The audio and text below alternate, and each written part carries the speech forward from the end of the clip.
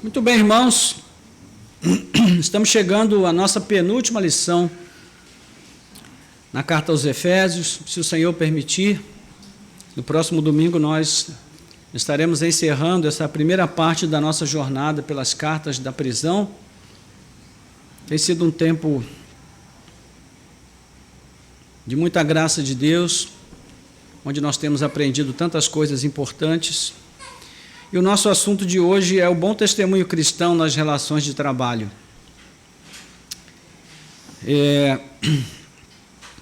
Eu confesso aos irmãos que a primeira vez que eu li esse texto, há muitos anos, não vi nele nenhuma relação com a nossa realidade presente, mas à medida que o tempo passou e a gente foi aprendendo mais e estudando mais, nós vimos que tem tudo a ver com o nosso tempo, porque muito mais do que relação entre servos e senhores, esse texto fala sobre relação entre pessoas. E as pessoas que estão dentro da igreja, com outras que também estão, ou mesmo com aquelas que estão fora da igreja, as nossas relações precisam ser guiadas pela mente de Cristo. E esse é um dos fundamentos daquilo que Paulo está escrevendo aqui. Como nós temos visto nos últimos domingos, desde o verso 21 do capítulo 5, nós estamos considerando o chamado código doméstico, É assim que alguns comentaristas bíblicos gostam de chamar essa porção da carta de Paulo, que vai mostrar como devem ser as relações dentro do lar cristão.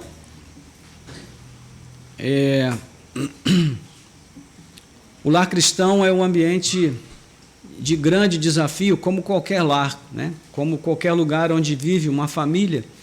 A vida familiar é o contexto onde nós mais somos desafiados, é onde as pessoas realmente nos conhecem por aquilo que nós somos, porque saímos da porta de casa para fora, nós desempenhamos os nossos papéis sociais.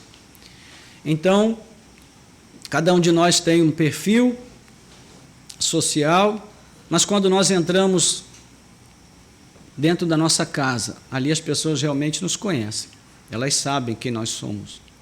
Isso não quer dizer, irmãos, que necessariamente todos nós sejamos maus cristãos dentro do nosso lar.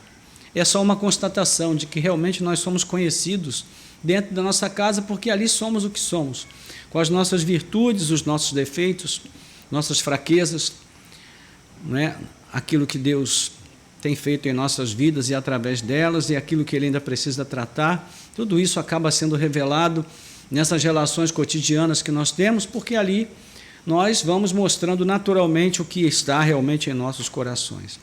E Paulo mostra que essas relações envolvem o trato cristão da esposa com o marido, o jeito cristão do marido exercer a sua posição de cabeça dentro do lar, da sua esposa, dos seus filhos.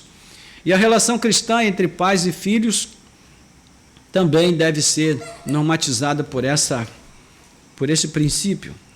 Hoje nós vamos ver como devem ser as relações entre os escravos e os seus senhores, ou servos e senhores.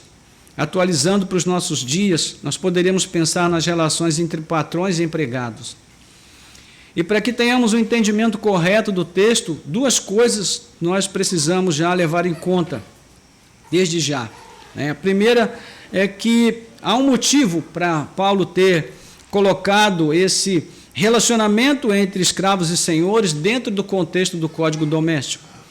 Porque naquela época os serviços domésticos nas casas das pessoas mais abastadas eram feitos por escravos. Nós ainda podemos ver isso, sempre que assistimos um filme no tempo da escravidão lá nos Estados Unidos, nós vemos que os serviçais da casa são escravos. Eles é que cuidam de todo o serviço da casa. Então, a outra questão que a gente precisa levar em conta é que todas as ordenanças transmitidas aqui por Paulo, elas estão no mesmo contexto daquelas que foram transmitidas às esposas, aos maridos e aos filhos, assim como aos seus pais. E o comportamento que se espera, então, dessas pessoas é o comportamento de alguém que está cheio do Espírito Santo. e esse comportamento deve ser mostrado na vivência diária do lar. Então é sobre isso que nós vamos ver agora. Vamos fazer a leitura aí do capítulo 6, perdão, capítulo 6, 5 a 9, e depois nós vamos orar.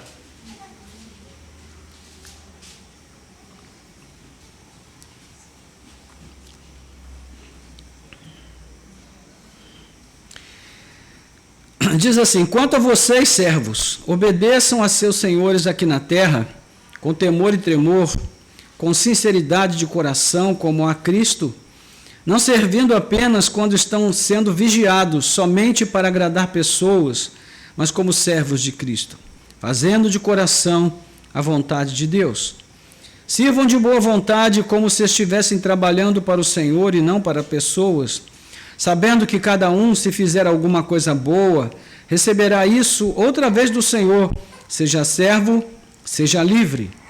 E vocês, senhores, façam o mesmo com os servos, deixando as ameaças, sabendo que o Senhor, tanto deles como de vocês, está nos céus, e que Ele não trata as pessoas com parcialidade.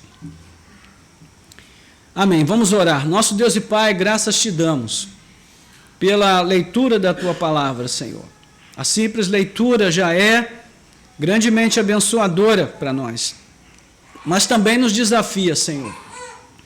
Nos desafia a olhar para dentro de nós mesmos e vermos, Pai, o quanto nós estamos alinhados, ajustados, afinados ou não com a Tua palavra. Que o Senhor possa agora moldar as nossas vidas através da pregação, através do estudo que nós vamos compartilhar aqui. Que o Senhor nos capacite por meio do Teu Espírito e nós sejamos fiéis transmissores e também receptores da Tua palavra nesta manhã. Nós te pedimos e agradecemos em nome de Jesus. Amém. Irmãos, como era a vida de um escravo na época em que Paulo escreveu esta carta? É importante lembrar que nós estamos falando do primeiro século da era cristã. Assim como nós não podemos ler os textos lá do Antigo Testamento, as narrativas do Antigo Testamento, com proveito, se nós quisermos fazer isso com o olhar daqueles que vivem no século 21, como nós, tampouco nós podemos entender com proveito as cartas bíblicas sem levar em conta o seu contexto próprio. Então, calcula-se que havia aproximadamente 60 milhões de escravos no Império Romano dos dias de Paulo. Imagine isso, 60 milhões de escravos. Isso dá quase um quarto da população brasileira, né? Um pouco mais de um quarto, né, da população brasileira. Então, eram pessoas que foram feitas escravas por várias razões. Alguns eram presos de guerra, que acabavam se tornando escravos. Alguns foram comprados, outros foram herdados, como transmissão, né, de bens de um pai para seus filhos. Outros foram entregues para saldar dívida. Não era comum que um pai, por exemplo, entregasse sua filha para ser escrava ou seu filho para saldar uma dívida naquela ocasião. E essa massa de pessoas formavam uma grande força de trabalho e podiam ser tanto pessoas iletradas como pessoas cultas. As pessoas iletradas eram usadas no trabalho braçal e no trabalho doméstico normalmente. Havia pessoas cultas como médicos, administradores e até professores. Então, a escravidão não se restringia a uma raça ou uma classe social específica. Então, vamos tentar entender o termo escravo aqui com um entendimento mais amplo. Para nós, escravo, a concepção de escravidão no Brasil, nós pensamos sempre numa raça específica, num tipo de pessoa específica, mas não era o caso aqui do primeiro século. As pessoas vinham de várias nações diferentes, de vários níveis sociais diferentes, culturas diferentes. Então, a sociedade daquele tempo não questionava a escravidão, porque ela era parte fundamental da economia nas províncias romanas. Então, os escravos eram considerados apenas como ferramentas de trabalho, não é? Aristóteles, por exemplo, dizia que a amizade entre o escravo e o seu senhor era algo impossível, porque os escravos, eles eram apenas ferramentas vivas, ou seja, não eram considerados como pessoas necessariamente iguais aos seus donos, né?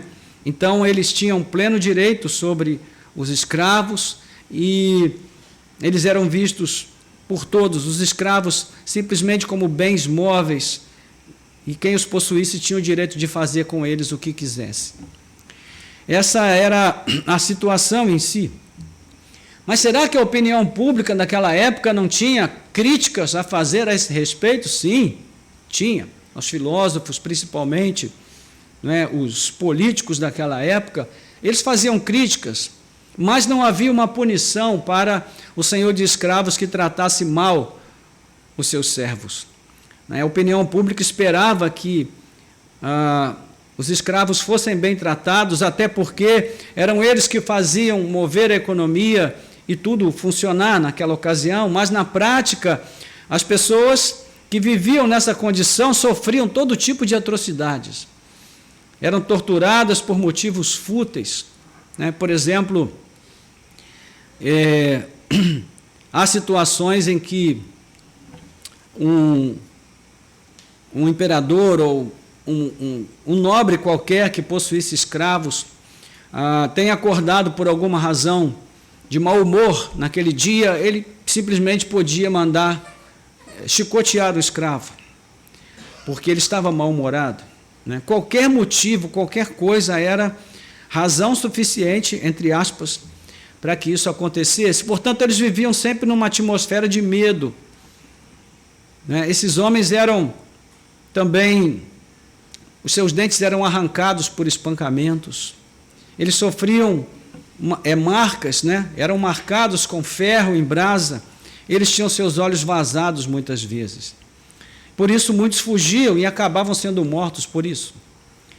Então, imagine você o cenário em que Paulo escreve essas palavras, né? Porque, apesar, irmãos, desse cenário tão desolador, pode parecer surpreendente para muitos de nós saber que a igreja primitiva era formada por um grande número de escravos convertidos. Por quê? Porque eles buscavam em Jesus a libertação das suas almas do cativeiro do ódio, da amargura e da desesperança. Uma vez que eles viam com pouca esperança a sua libertação física. Então, o caso mais famoso, a gente sabe, é o de Onésimo, o escravo de Filemão, do qual nós vamos falar nos próximos dias, se Deus permitir. Então, em outras cartas, Paulo indica que a igreja, no seu nascedouro, era formada em grande parte por pessoas marginalizadas, né, relegadas à margem da sociedade, e entre elas também os escravos. Em geral, as cartas se referem aos escravos convertidos, já incorporados à igreja, sem qualquer tipo de distinção. Depois você pode conferir capítulo 2 da carta a Tito, versículos 9 a 10, 1 Coríntios 12, 13, 1 Timóteo 6, 1, 1 Coríntios 7, 21, 23 e Gálatas 3, 28. E em várias delas, né, esses escravos são orientados a servirem bem aos seus senhores por causa de Cristo. Vamos ver aí dois exemplos. Tito, capítulo 2, versículos 9 a 10.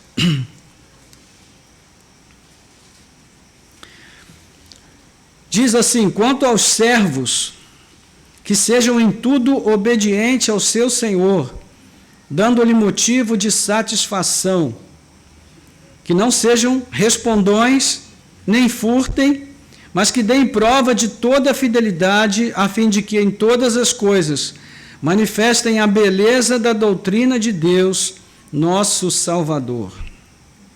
Imagine isso. Vamos parar um pouquinho para pensar nessa ordem de Paulo. Ele está falando para o escravo. O termo servos aqui, doulos, que significa escravo na prática. Mas pense assim, pense que imagine se você fosse um escravo nos dias de Paulo, você está lá servindo ao teu senhor, que é um cara cruel e mau, perverso, né, que manda te espancar por qualquer razão, que maltrata você, que humilha você. Aí Paulo vem e diz: sejam em tudo obedientes a seu Senhor, dando-lhe a quem? Ao Senhor, motivo de satisfação. Que não sejam respondões nem furtem, mas que deem prova de toda a fidelidade. Fidelidade a quem? Ao Senhor, ao patrão. Que em todas as coisas manifestem a beleza da doutrina de Deus, nosso Salvador. Imagine isso. Você ouvir essas palavras de Paulo. O que você ia pensar? Paulo, você não sabe o que eu passo, você não sabe o que se passa comigo. Porque a nossa tendência é sempre essa, né, irmãos? A gente sempre tem uma boa justificativa para a nossa falta de comprometimento com aquilo que Deus nos manda fazer. Então a gente diria, Paulo, você tem que viver um dia lá para você ver o que acontece com a gente, depois você pede ou você ordena essas coisas. Mas será que Paulo não sabia, irmãos? Ele sabia muito bem. Paulo tinha experiências de ser maltratado até pelos seus próprios irmãos. Houve uma situação em Icônio que Paulo foi dado como morto diante do espancamento que ele recebeu. Então ele sabia muito bem o que era sofrer nas mãos de homens maus, mas a preocupação de Paulo não era com o que os outros fazem com a gente. Mas, parafraseando aqui um filósofo francês, é saber o que nós vamos fazer com o que os outros fazem com a gente. Se nós vamos permitir que isso nos transforme também em homens maus, ou se nós vamos manter o nosso compromisso com Cristo independente da circunstância em que estejamos vivendo. Esse é o ponto que está em discussão aqui. 1 Timóteo capítulo 6, versículo 1, Paulo diz, todos os servos que estão debaixo de jugo considerem dignos de honra o próprio Senhor, o Senhor com S minúsculo, está falando do Senhor do escravo, para que o nome de Deus e a doutrina não sejam difamados. Então aqui, irmãos, a gente já tem um pressuposto estabelecido, que a questão aqui não é que tipo de justificativa, de desculpa nós vamos dar para o nosso mau testemunho. A questão não é essa. A questão é saber se nós realmente somos convertidos ou não. Então, é contra esse pano de fundo que nós precisamos ler o texto de hoje. Paulo está falando a escravos convertidos que servem aos seus senhores, também convertidos ou não, e ele está falando também aos senhores convertidos que possuam escravos, cujos escravos poderiam ser convertidos ou não. Isso aqui no contexto do lar. Então, o que será posto à prova aqui é justamente isso, o quanto esses escravos convertidos e seus senhores convertidos são realmente convertidos. Porque é muito fácil, irmãos, nós agirmos com graça, com amor, com obediência, com fidelidade, quando a situação favorece. Quando nós estamos diante de patrões ou de senhores que nos mandam fazer coisas agradáveis e boas, que são favoráveis a nós. Mas e aquelas situações em que nós estamos debaixo de um verdadeiro opressor? Como agir? Como agir? Então é isso que nós vamos examinar aqui na palavra do Senhor nesta manhã, ok?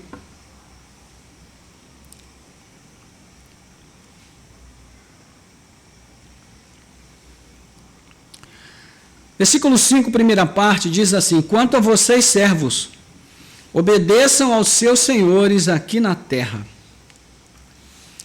Essa aqui é uma daquelas passagens bíblicas que nos surpreende muito quando nós lemos pela primeira vez. Por quê? Porque à luz do cristianismo, conforme nós o compreendemos hoje, a escravidão, sob qualquer pretexto, é algo inaceitável, inadmissível. Um cristão não pode admitir, em hipótese alguma, a escravidão como algo normal, porque nós fomos transformados por Cristo. E para nós, todos os seres humanos são iguais perante Deus. Nós sabemos que as leis humanas também prevêem isso, não é? Todos os seres humanos são iguais perante a lei. Mas a gente hoje já tem dúvida se isso realmente vale ou se não vale. A gente tem visto que na maioria dos casos não vale. Mas, no tocante ao cristianismo, você pode ter certeza que perante Deus todos são exatamente iguais. Então, quando nós olhamos para esse texto e vemos Paulo dar instruções aos escravos sobre como eles devem servir aos senhores, como eles devem, mesmo no contexto de sofrimento e luta, se esforçarem para manifestar a beleza da doutrina de Deus, da salvação, nós ficamos perplexos, ficamos surpresos e quem sabe até decepcionados. Mas eu digo a você, tenha calma. Até o final dessa nossa exposição, eu espero ajudar você a entender que a palavra de Paulo aqui não é de confronto direto à escravidão, sim, mas tem uma razão para isso.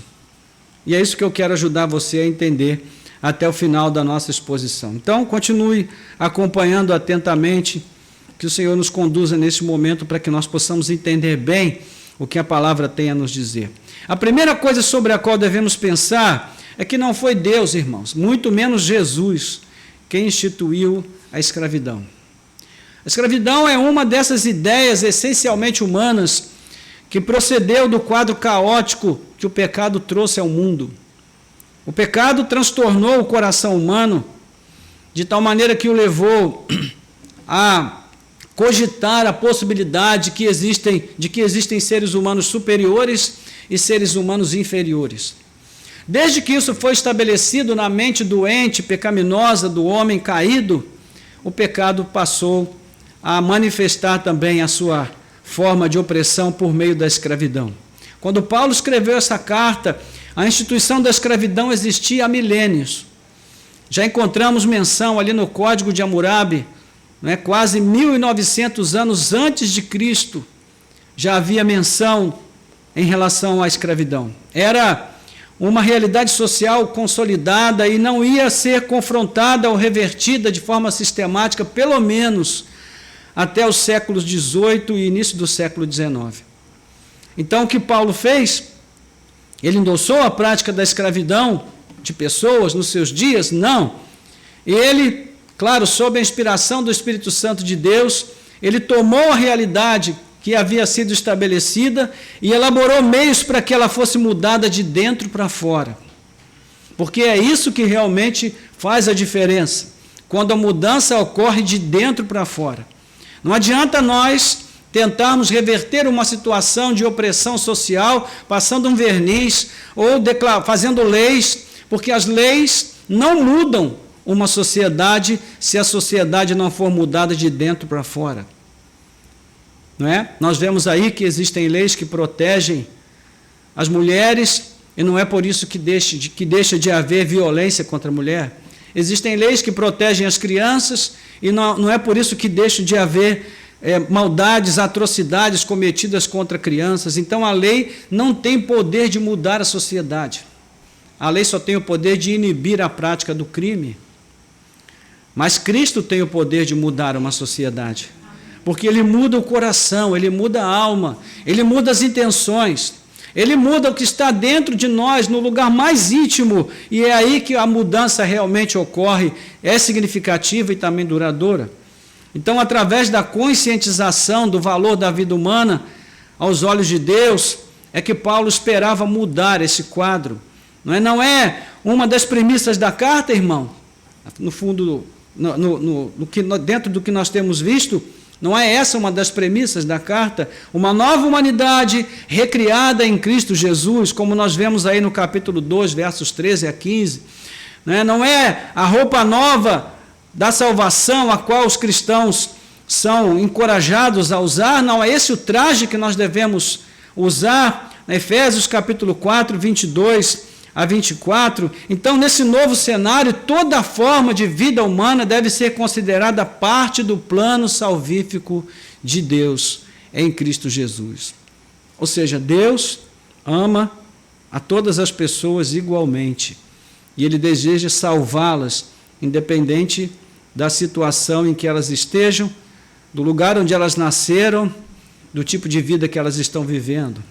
Como Paulo, então, inicia sua fala a esses servos, ele traz aqui uma palavra de alerta. Ele diz: obedeçam a seus senhores, onde? Aqui na terra, não é isso que o texto diz? Nas versões antigas traz: obedeçam seus senhores segundo a carne. Ou seja, os seus senhores neste mundo, do ponto de vista físico. O que isso pressupõe? Que os escravos tinham que levar em conta que em seu comportamento eles haviam de ter um compromisso com o senhorio maior, com o qual eles deveriam realmente se preocupar, que é o senhorio do céu, ou o senhorio espiritual de Cristo. Isso já está pressuposto aqui logo no primeiro versículo. E nós vamos ver então que o dever de obediência aos seus senhores terrenos estava ligado ao fato de eles pertencerem realmente a Cristo. Então, em última análise, tanto os servos como os senhores, todos pertenciam a um e o mesmo Senhor, que é Jesus. E essa advertência, irmãos, era dirigida sobretudo aos servos preguiçosos, rebeldes, respondões, como nós lemos lá no texto da carta a Tito, eram desonestos, que entendiam que, mesmo sendo cristãos, eles tinham ali uma boa justificativa para a negligência no fato de serem escravos. Então Paulo está dizendo: não, sejam obedientes, sejam honestos, dediquem-se ao trabalho, porque isso é compatível com a vida nova que vocês receberam em Cristo Jesus. Então veja, nós poderíamos já pensar aqui no tipo de relacionamento que nós temos hoje com o trabalho, numa perspectiva dos nossos dias.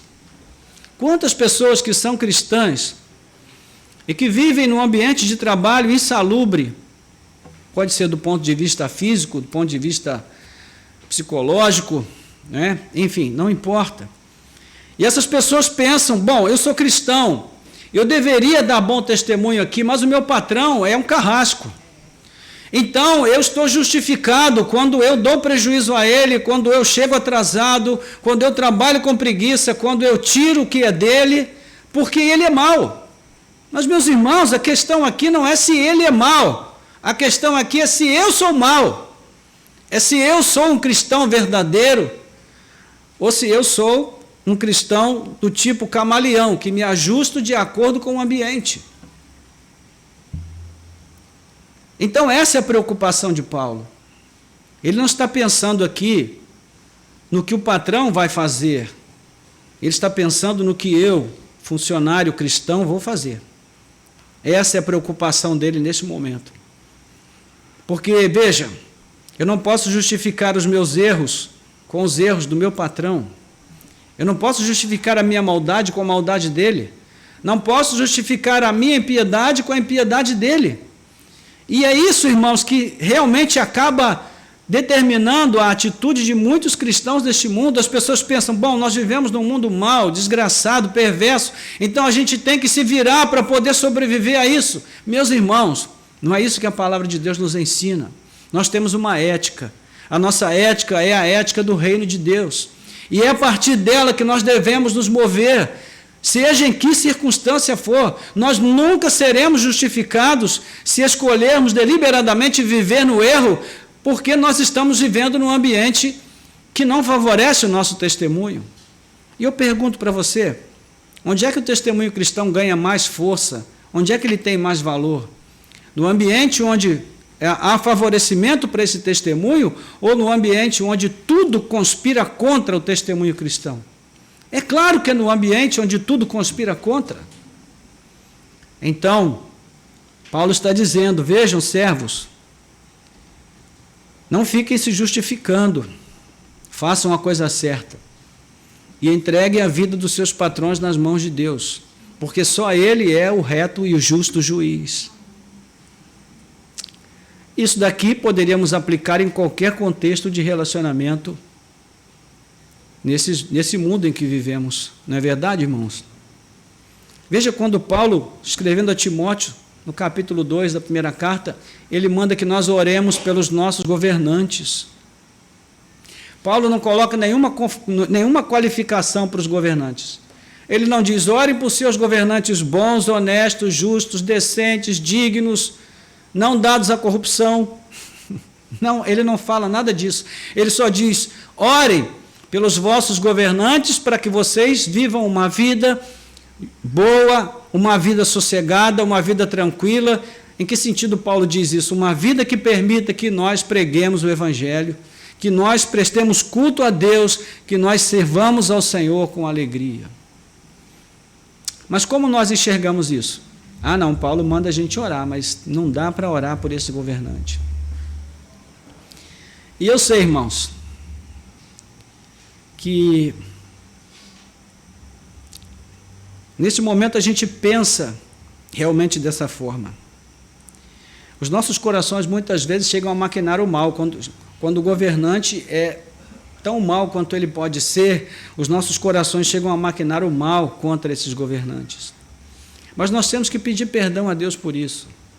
Porque a maldade do governante não pode mudar o nosso coração, irmãos. Não pode também tornar o nosso coração um coração mau e perverso. Nós precisamos tentar manter a nossa consciência cristã independente do contexto em que estejamos vivendo. O mesmo se aplica aqui. Então, desse conceito inicial vão resultar 5 pontos, os 5 elementos qualificativos dessa obediência a qual os escravos deveriam prestar aos seus senhores. E nós vamos ver cada um deles agora, porque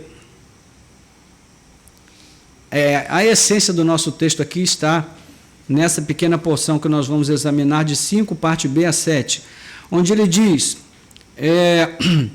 quanto a vocês, servos, obedeçam aos seus senhores aqui na terra com temor e tremor,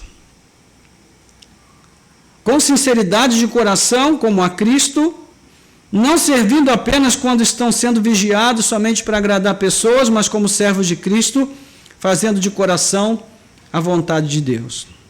Sirvam de boa vontade, como se estivessem trabalhando para o Senhor e não para pessoas. Então aqui nós vamos ver que tudo no testemunho cristão deve ser qualificado, inclusive a sua obediência.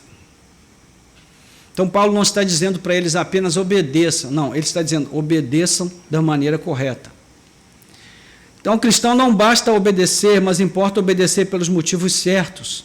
E o primeiro motivo, né, o primeiro termo qualificativo é obedeçam com temor e tremor.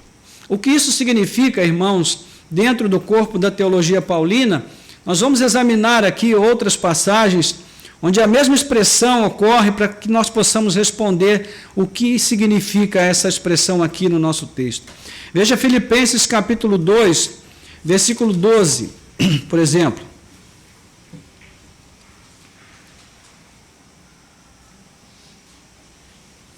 Quem pode ler em voz alta, por favor? Assim, meus amados, como vocês sempre obedeceram, não só na minha presença, porém, muito mais agora na minha ausência, desenvolvo a sua salvação com temor e tremor. Muito bem. Obrigado, Caio. Assim como vocês obedeceram, sempre obedeceram, né, na minha presença, não obedeçam só na minha presença, mas quando eu estiver longe, obedeçam do mesmo jeito. Isso daqui nos lembra o quê, irmãos? Nos lembra a nossa infância, né? Nós, quando somos crianças, tudo que o pai fala e a mãe a gente obedece, enquanto eles estão perto. Mas basta eles virarem as costas, a gente vai fazer o que é a nossa vontade. E isso vai nos perseguir o resto da nossa vida, isso vai nos acompanhar enquanto nós vivermos. Essa tendência de nós obedecermos só na presença da autoridade constituída, mas depois que a autoridade sai, a gente, né? É tipo aquelas situações em que as pessoas por aí, porque eu sei que aqui ninguém faz isso, mas por aí tem muita gente que dirige falando ao celular, entendeu? Eu sei que aqui nessa igreja ninguém faz isso, mas por aí tem muita gente que faz. Aí ele está falando com um colega, né, ali no celular, em viva voz, e aí lá na frente ele vê que tem uma joaninha, aí só um minuto, aí ele segura, né, esconde da joaninha. Bom, acho que ninguém aqui sabe o que é uma joaninha. Alguém sabe o que é uma joaninha? Eu estou falando isso porque na minha época de garoto, a gente chamava, a polícia tinha uns fusquinhas, E o Fusquinha era igual uma Joaninha. Aí a gente chamava de Joaninha. Então vamos pensar numa patrulha da polícia, tá? Um carro da polícia. Ok. Hoje não é Joaninha, hoje é Corolla, né? Um Corolla da polícia parado lá na esquina. E aí a pessoa vai e esconde o telefone. E depois que passa, ele continua falando. O que é isso? É exatamente o que Paulo está dizendo. É uma obediência atravessada, uma obediência falsa. Porque isso aqui não é obediência, é medo da punição. Então Paulo diz, a verdadeira obediência é aquela que é feita com temor e tremor. Ou seja, nós obedecemos porque sabemos que tem uma autoridade maior que está nos vendo. Independente da Joaninha ou não. Na 2 Coríntios, capítulo 7, versículo 15, outra pessoa que possa fazer a leitura em voz alta, por favor.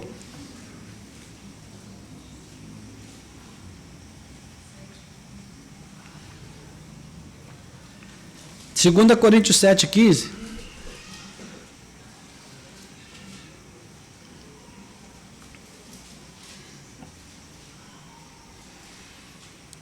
E o grande afeto que ele tem por vocês aumenta cada vez mais quando ele se lembra da obediência de todos vocês, de como receberam com temor e tremor.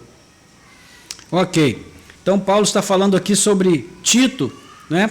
Dizendo que Tito tem grande apreço pela obediência dos irmãos de Corinto, Tito que havia sido enviado por Paulo para corrigir a igreja num determinado momento.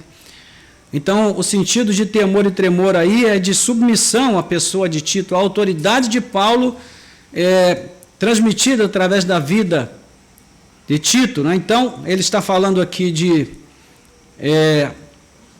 reverência, ele está falando de disposição voluntária, e obedecer, ele está falando sobre submissão, e também em 1 Coríntios capítulo 2, versículo 3, para a gente fechar essa parte, onde Paulo vai dizer, de uma forma um pouquinho diferente, mas usando as mesmas palavras, ele diz que quando ele esteve diante dos coríntios, ele fez isso em temor e tremor. Ele estava reconhecendo ali a sua própria pequenez diante da igreja de Corinto, ou seja, ele se humilhou quando esteve diante deles. Nós concluímos então que para os escravos nos lares de Éfeso, obedecer com temor e tremor aos seus senhores significava reconhecer a posição de autoridade deles, né, de forma reverente, humilde e até alegre, porque isso é agradável a Deus. Né? Então nós vemos aí o segundo termo qualificativo, versículo 5, parte C, obedeçam com sinceridade de coração. E a palavra usada aqui no grego significa integridade de coração, com o coração inteiro, uma disposição íntima, sincera, verdadeira, não é, que procede do coração. Era uma virtude muito apreciada pelos judeus piedosos e fazia parte da tradição na qual Paulo foi criado. Entenda-se aqui, irmãos, como que coração, aquela parte íntima de todos nós, onde nós devemos empreender os esforços mais determinados em viver uma vida moralmente agradável a Deus. Então tem esse sentido aqui, né? A atitude positiva do escravo ao realizar o trabalho que lhe vem às mãos, não com medo de castigo ou restrição, mas de coração sincero, inteiro, diante de Deus, acima de tudo. O terceiro termo é obedeçam como quem obedece a Cristo, versículo 5, né, parte D, ou seja, quarta parte do versículo. Se nós prestarmos atenção, nós vamos ver que esses termos, eles estão interligados. Como havíamos antecipado nas considerações iniciais, o dever de obediência dos escravos aos seus senhores terrenos estava ligado ao fato de eles pertencerem realmente a Cristo. Mais do que pertencerem aos seus senhores, eles pertenciam a Jesus. Se pelos seus senhores eles foram comprados por dinheiro, né, o pertencimento deles a Cristo se devia ao sangue de Cristo que os comprou, sangue derramado na cruz. Então eles são de Jesus. Né, esse Jesus em cuja presença eles estavam constantemente, mesmo naquele contexto de grande dificuldade, porque Jesus havia prometido isso, Mateus 28, 20, eis que estou convosco todos os dias, até a consumação dos séculos. E isso também envolvia os escravos convertidos. Veja que Paulo não está ordenando aqui nada que ele mesmo não tenha feito. Mas como é que Paulo se apresenta no capítulo 3, versículo 1 e no capítulo 4, versículo 1 dessa mesma carta, irmãos? Ele se apresenta como prisioneiro de Cristo. Em nenhum momento ele se coloca como prisioneiro de Roma ou dos judeus, mas como um prisioneiro de Cristo. Ou seja, para ele, o fato de ele estar preso em Roma, as suas cadeias serviam a um propósito maior, a causa do Evangelho, a causa de Cristo. Não é por isso, mesmo preso, ele procurava fazer o melhor pela causa de Cristo, inclusive evangelizando toda a guarda pretoriana, como ele vai dizer em Filipenses capítulo 1, versículos 12 e 13, que toda a guarda pretoriana recebeu o testemunho de Cristo dado por ele. Então, da mesma maneira, os escravos deveriam enxergar a sua condição como escravos de Cristo, dando testemunho de Cristo através do seu bom comportamento. E a ideia central aqui, irmãos, é a seguinte: não importa onde você esteja, ou o que você esteja fazendo, não importa qual é a sua condição, se ela é privilegiada ou não, no contexto do trabalho, o que importa é que você faça tudo para aproveitar a oportunidade de anunciar a Cristo, de mostrá-lo ao mundo através da sua vida, do seu testemunho. Vamos pensar um pouquinho, irmãos, o que seria do mundo hoje se todos os cristãos acolhessem essa determinação de Paulo ao pé da letra. Quantos patrões teriam se convertido? Quantas pessoas teriam sido levadas a Cristo? Porque o bom testemunho fala muito, fala alto e fala de uma maneira convincente. Não é? Quarto termo qualificativo: obedeçam sem hipocrisia, versículo 6 do nosso texto, não servindo apenas quando estão sendo vigiados, somente para agradar as pessoas, mas fazendo isso de coração. Ou seja, os escravos também deveriam obedecer sem hipocrisia, sem cinismo. Eles deveriam servir bem, com sinceridade, com integridade, fosse na presença do patrão, na ausência dele, não com o propósito de agradar os homens, mas sim a Cristo, o seu verdadeiro Senhor, em cuja presença eles estavam. E essa honestidade interior desejada aqui, irmãos, faz parte do que Paulo esperava de todos os cristãos. Veja o que ele escreve aí em Filipenses capítulo 2, versículo 12, né, que a gente já citou aqui, e já fizemos a leitura, mas vamos fazer a leitura agora em uma outra perspectiva. Ele diz assim: meus amados, como vocês sempre obedeceram, não só na minha presença, porém muito mais agora na minha ausência, desenvolvam a sua salvação com temor e tremor. Então, esse dever de obedecer com o coração, independente de estar sendo vigiado ou não, ele não é só direcionado aos escravos, mas a todos os crentes. O ponto decisivo aqui, irmãos, é a honestidade, uma vida honesta, porque essa é a vontade de Deus. Então, fazer a vontade de Deus deve ser o grande alvo da vida de todos os cristãos. Esse é o lema das pregações de John Piper, dos livros que ele escreve. Ele só fala disso, basicamente.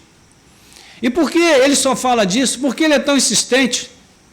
Por que ele escreve tanto sobre isso? Porque, irmãos, essa é uma das coisas mais difíceis para nós. Entendermos que a nossa vida não é nossa, que ela não nos pertence, ela pertence a Deus. E nós fomos feitos para expressar a glória de Deus neste mundo. É para isso que nós fomos feitos. Então, fazer a vontade de Deus deveria ser o grande alvo, a grande meta, o grande objetivo das nossas vidas, porque isso tem a ver não somente com os escravos na relação com os seus senhores, com os trabalhadores na relação com os seus patrões, mas com todos os crentes, com todos nós, não é? Nós vimos aqui os relacionamentos familiares mais íntimos da mulher, da esposa com o seu marido, dos filhos com os pais, dos pais com os filhos. Né? O marido deveria olhar para sua esposa e entender que ele precisa tratar com ela como quem está tratando como uma pessoa que pertence a Jesus, que pertence a Cristo. Da mesma forma, a esposa deveria olhar para o marido e tratá-lo, entendendo que ele é uma pessoa que pertence a Jesus. Então, isso deveria trazer para nós um clima de grande temor, de grande reverência no nosso trato uns com os outros, mas quão facilmente nós esquecemos disso, irmãos? Por causa do nosso orgulho, da vaidade dos nossos corações.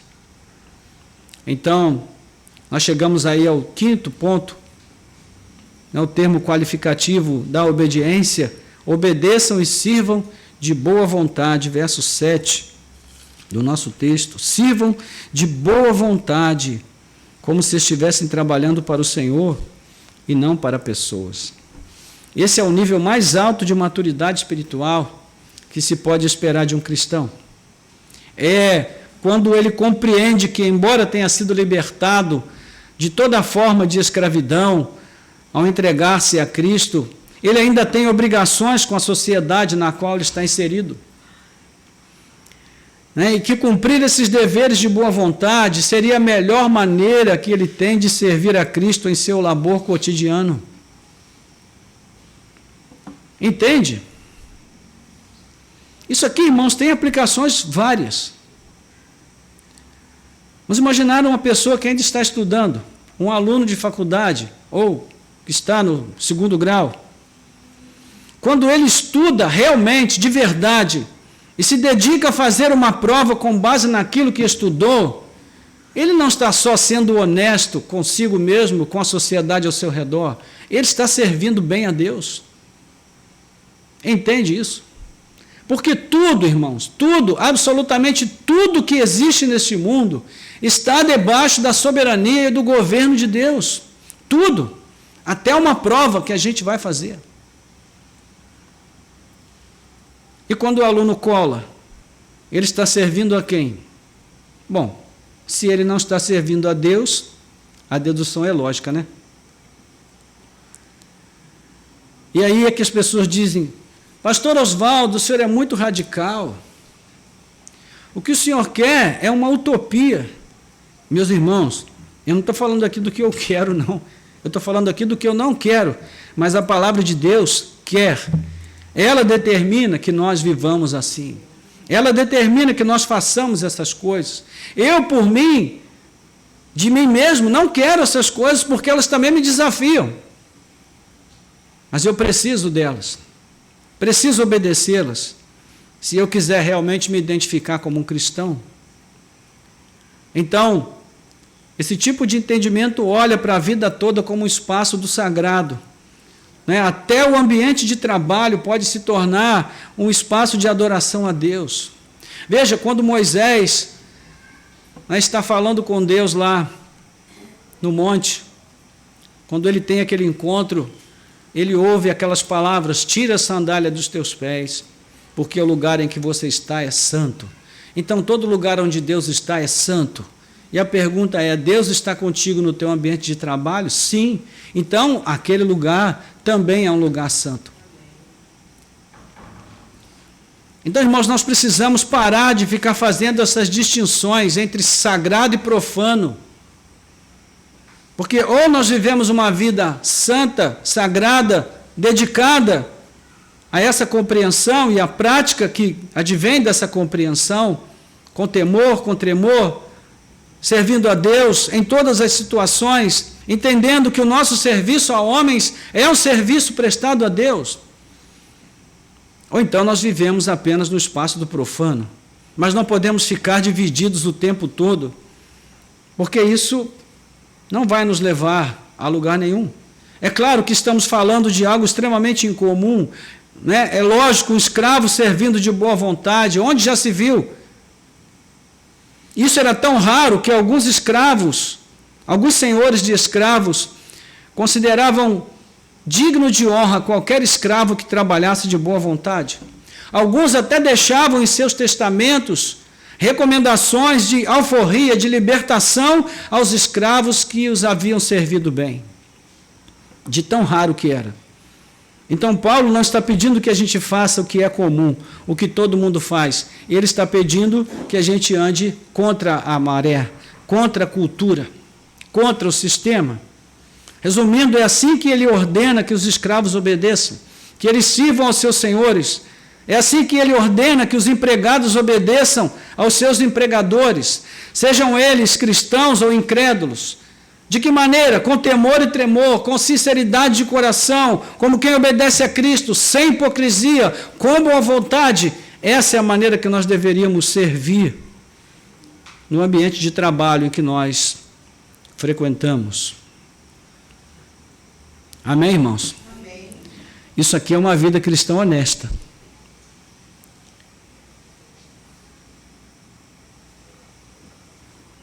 Agora, tem uma recompensa. Versículo 8. Sabendo que cada um, se fizer alguma coisa boa, receberá isso outra vez do Senhor, seja livre, seja escravo, ou servo, ou seja livre. Agora ele fala de uma recompensa, que é prometida aos que fizerem o bem, ou seja, a todos aqueles que obedecerem às determinações previstas aqui pelo apóstolo Paulo. Os servos que obedecerem com temor e tremor, com sinceridade de coração, obedecendo como a Cristo, sem hipocrisia, com boa vontade, pois bem, todos eles receberão de Deus uma recompensa. Se tornarão herdeiros de uma recompensa que vem das mãos do Senhor. É possível que Paulo estivesse falando dessa recompensa em termos terrenos? Sim. Como a gente viu, não era incomum que os senhores recompensassem os seus bons servos, os seus escravos que serviam bem, mas é provável que ele tenha em mente aqui a recompensa escatológica, aquela que será entregue a todos que perseveraram em fazer o bem na sua caminhada com Cristo, e no final receberão uma grande recompensa. Nós temos um precedente aqui que nos permite interpretar dessa forma, 2 Coríntios capítulo 5, versículo 10, se você quiser acompanhar aí, você vai ver uma narrativa muito semelhante. Diz assim: porque é necessário que todos nós compareçamos diante do tribunal de Cristo, para que cada um receba segundo o bem ou o mal que tiver feito por meio do corpo. Ele está falando todos, ele não está falando aqui somente dos incrédulos, ele está falando de todos nós. Todos nós teremos de prestar contas no final.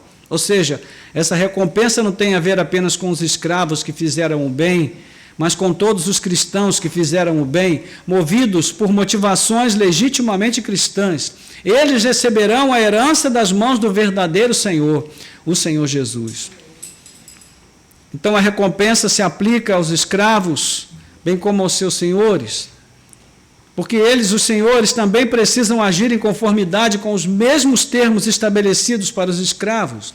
E novamente nós vemos aqui a atitude clássica, desse apóstolo de quebrar as barreiras étnicas, culturais e de gênero, masculino ou feminino, e as barreiras sociais, quando o assunto é pertencer a Cristo.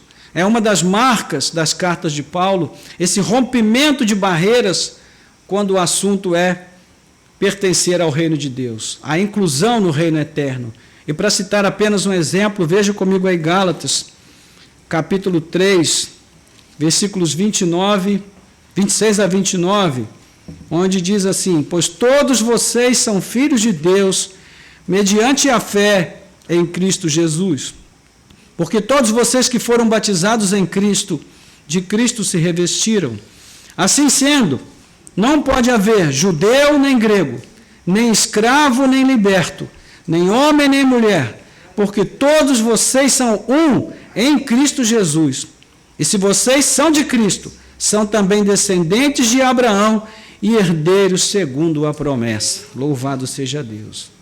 Então, meus irmãos, a grande família de Abraão também possui escravos convertidos, trabalhadores convertidos, de todas as tribos, de todas as línguas, povos e nações. É isso que diz em Apocalipse capítulo 5. A última frase da nossa passagem, embora seja curta, tem um significado muito importante dentro da passagem. Ela adverte os escravos, bem como os seus senhores, que a liberdade de ambos os lados, né, do escravo para obedecer ou não às ordens recebidas, ou do proprietário de exercer sua autoridade com violência desmedida ou com brandura, deveriam ser orientadas pela certeza da prestação de contas no fim de tudo. Ou seja, eu sou livre para fazer o que eu quiser, mas no fim eu vou prestar contas pelo que eu fizer. Esse é o ponto aqui. É o que nos leva ao último verso da nossa sessão de hoje, versículo 9. E vocês, senhores, façam o mesmo com os servos, deixando as ameaças, sabendo que o Senhor, tanto deles como de vocês, está nos céus, e que Ele não trata as pessoas com parcialidade.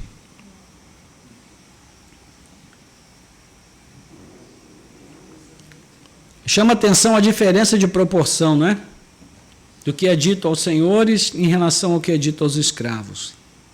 Isso tem sido motivo de crítica entre muitos comentaristas bíblicos, principalmente os de linha mais progressista. Mas, independente do conteúdo das críticas, o texto em si é suficiente para esclarecer por que existe essa diferença de proporção. Paulo não viu a necessidade de repetir tudo o que ele havia dito aos escravos para os seus senhores terrenos. É por isso que ele começa com a frase: vocês, senhores, façam o mesmo com os seus servos. Façam o mesmo em relação a quê? Em relação àquilo que foi dito aos escravos. Ou seja, senhores, tratem os seus escravos com temor e tremor, com reverência, com respeito, porque eles pertencem ao Senhor Jesus. Ajam com sinceridade para com eles, com integridade de coração, considerando o valor deles como pessoas e como filhos de Deus. Exerçam senhorio sobre eles como Cristo exerceria, de modo justo e com graça. Faça o bem a eles sem hipocrisia, não apenas na presença de testemunhas, mas a qualquer tempo. Ajam sempre com eles de boa vontade, reconhecendo o valor de seu trabalho dedicado e sendo generosos. Percebe? Ou seja, o mesmo se aplica aos senhores, então Paulo não tinha que repetir. Por isso ele diz, façam o mesmo. Então, o que vimos até aqui é uma clara intenção de estabelecer o quê? Uma igualdade de condições entre servos e senhores perante Deus. Nós já vimos nessa carta como Paulo divide a humanidade em duas partes, dois grupos. Os que estão mortos em suas transgressões, separados de Deus, alvos de sua ira, escravos dos impulsos carnais e mundanos. Capítulo 2, de 1 a 3. O segundo grupo é aquele constituído pelos que foram recriados em Cristo pela graça e para as boas obras. Capítulo 2, de 4 a 10. Então, os que estão mortos fazem parte, eles fazem parte todos do mesmo grupo, independentemente da sua raça, condição social ou gênero. Da mesma forma, os que foram recriados em Cristo, todos fazem parte do mesmo grupo, independentemente da sua raça, condição social ou gênero. Todos são parte de um mesmo grupo. E diante disso, Paulo, ele traz uma proibição aos senhores de escravos: deixem de lado as ameaças. Versículo 9, parte B. As ameaças eram um dos instrumentos mais usados pelos donos de escravos com o fim de controle. Na verdade, todo mundo usa a ameaça como fim de controle, né? Qual pai que já não disse para o filho: olha, se você não fizer o que eu estou mandando? Ameaça, né? Então, uma forma de violência psicológica, que impunha aos escravos o dever de obediência através do medo da punição. E a punição era muito violenta e deixava o escravo em estado deplorável quando terminava. Às vezes o escravo morria, somente sendo punido. Então a ameaça funcionava assim como uma espécie de castigo antecipado.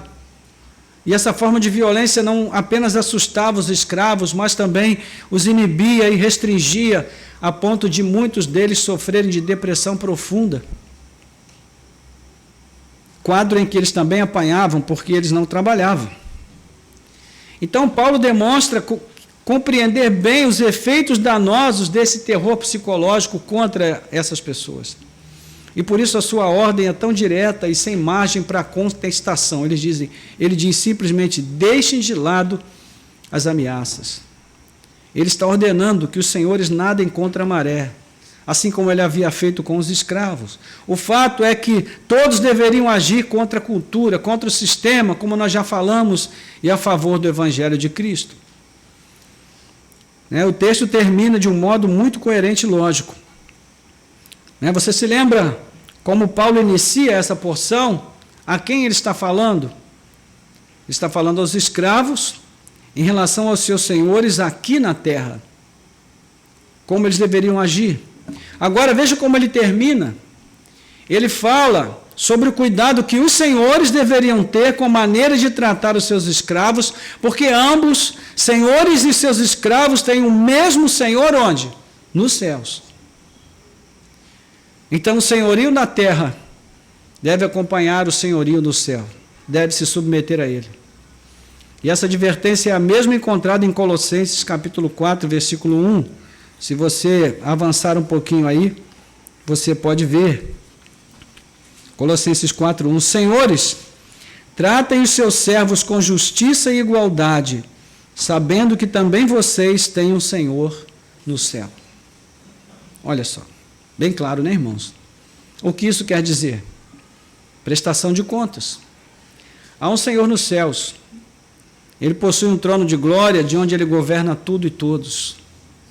Cedo ou tarde, todos têm um encontro marcado com ele. Ninguém pode escapar dessa prestação de contas. E mais, o juízo de Deus é imparcial. O texto diz aqui que ele não trata as pessoas com parcialidade, ou seja, ele não toma partido, ele não toma lado, ele não favorece um em relação ao outro. Para ele, todos estão debaixo do mesmo nível de julgamento, de absolvição ou de condenação. O juízo de Deus é imparcial. Não tem jeitinho. Não há preferência nem para o senhor de escravos que age mal por ter posses e fama, nem para o escravo que procura fazer o mal como forma de vingança contra o seu patrão. Todos serão medidos pelo padrão do Evangelho, pela sua atitude diante do senhorio de Cristo.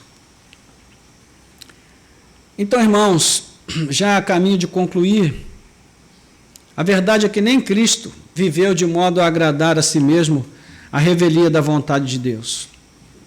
Não é? Romanos capítulo 15, versículo 3, o apóstolo Paulo diz isso. E se você fizer a leitura do texto aos Romanos, você vai ver que também é um texto que está no contexto de relacionamento. Ele fala sobre as relações dos crentes uns com os outros, e ele diz, olha, nem Cristo procurou agradar a si mesmo. Pelo contrário, ele viveu para fazer a vontade do Pai. Então, irmãos, Jesus fez o bem até aos seus inimigos. Ele os amou a ponto de pedir perdão por eles ao Pai, enquanto ele estava pendurado numa cruz e eles estavam escarnecendo dele. Eu já comentei aqui diversas vezes, né?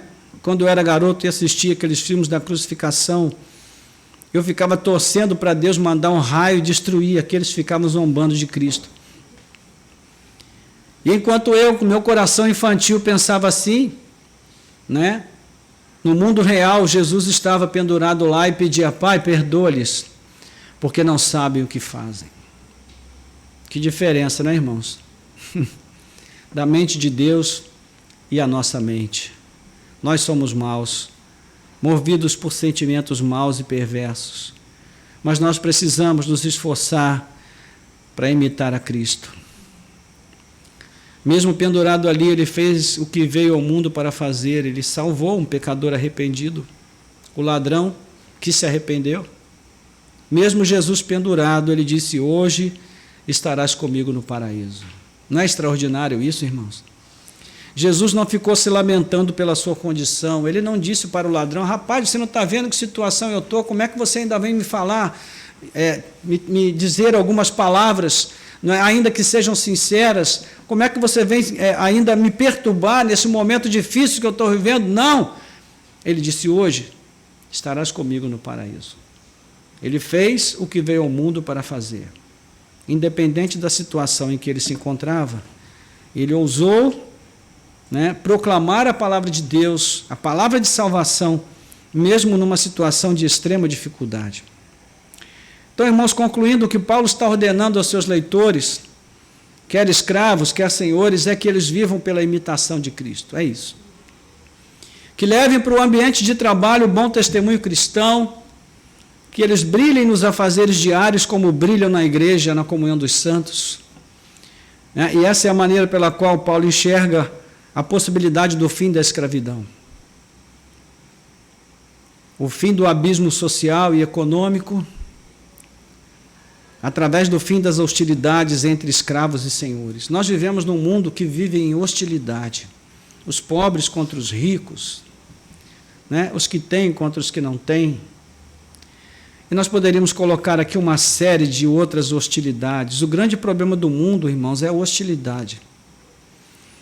E Paulo, movido pelo Espírito Santo, ele entendia que a única forma de reconciliar o mundo é acabar com as hostilidades. E para isso, a paz de Cristo precisa governar os nossos corações. Apenas com senhores e escravos reconciliados é que a escravidão poderia realmente acabar. Fazendo uma leitura realista do que acontece ainda hoje, as leis anti-escravagistas tiveram muita importância, e nós somos gratos a Deus por isso, porque na prática o trabalho escravo foi abolido. Mas nenhuma lei foi capaz de acabar com as hostilidades entre esses grupos que rivalizam entre si, por vários motivos, como nós falamos. A política não tem esse poder, mas, de novo, o Evangelho tem. Cristo tem esse poder de transformar, de reconciliar, de dirigir a nossa mente em outra direção. O mesmo que se aplica à relação entre escravos e senhores deve ser aplicado às relações entre patrões e empregados. Então eu digo para você que é um funcionário que trabalha numa empresa ou em qualquer contexto onde você está numa condição de submissão àquele que é o seu patrão, eu digo para você que esse é o tipo de situação em que você deve se colocar à luz daquilo que a palavra de Deus diz. Ou seja, seja obediente. Faça aquilo que se espera que você faça da melhor maneira possível. Trabalhe com temor e tremor. Sirva ao seu patrão como quem serve a Cristo. Faça o seu melhor sempre, com sinceridade de coração, de modo íntegro, agindo da melhor forma para dar um bom testemunho moral e agradar a Deus no seu trabalho. Obedeça ao seu patrão como você obedece ao Senhor Jesus. Não que haja equivalência entre o senhorio de Cristo e o senhorio do patrão, mas, nesse contexto, a autoridade de Cristo é maior do que a autoridade do patrão. E ele ordena que você haja de forma íntegra, que você sirva no seu trabalho, como se você estivesse servindo ao próprio Senhor Jesus. Então faça isso, sem hipocrisia, quando o patrão estiver perto, o encarregado, o supervisor, seja lá quem for, quando ele estiver longe, faça sempre o seu melhor. Se você é empregado, se você é funcionário, se você trabalha para alguém, para uma empresa, para uma instituição, trabalhe de boa vontade. Não se canse de fazer o bem, como Paulo vai dizer em Gálatas, porque no fim você vai colher os frutos, se você não desfalecer no caminho. Mas não vamos colher frutos aqui, irmãos. Nós vamos colher os frutos na eternidade. Se você é patrão, se você está na posição daquele que manda, entenda que os seus funcionários estão debaixo da sua autoridade, mas você está debaixo da autoridade de Cristo. Então não os trate de tal maneira a provocar no coração deles amargura, ódio, ressentimentos e mágoas, porque Cristo não faria isso.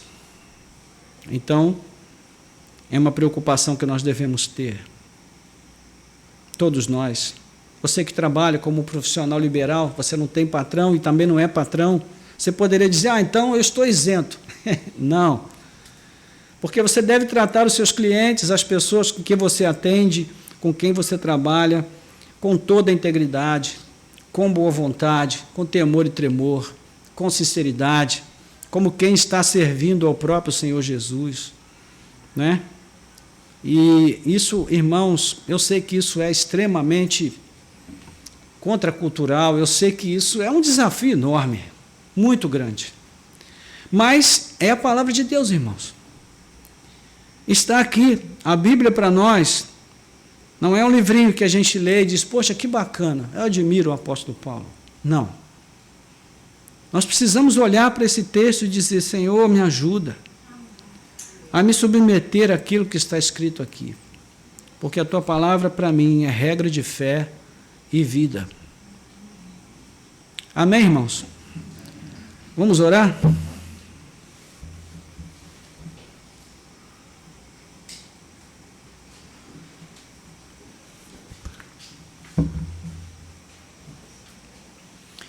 Senhor, nosso Deus, nosso Pai, graças te damos pela tua palavra, que acabamos de ouvir mais uma vez. Te louvamos porque o Senhor é misericordioso, é um Deus de bondade, compaixão.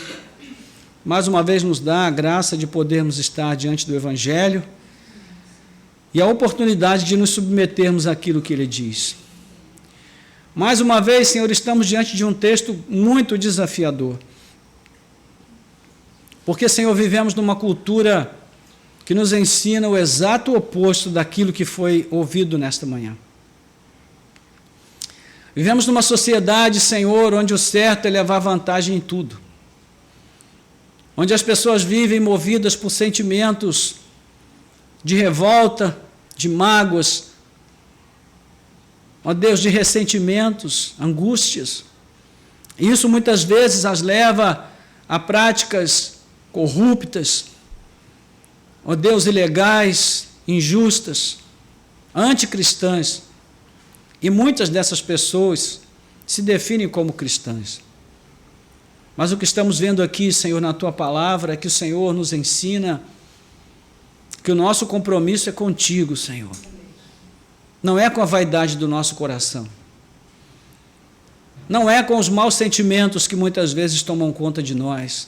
Não podemos ter compromisso com essas coisas. Então te pedimos, tira de nós todo orgulho, Senhor. Tira de nós toda inclinação, Senhor, à antipatia, que muitas vezes nós oferecemos gratuitamente às pessoas, quando nós as tratamos mal, de forma ríspida, áspera, mal educada, sem amor, sem graça, sem misericórdia e sem compaixão.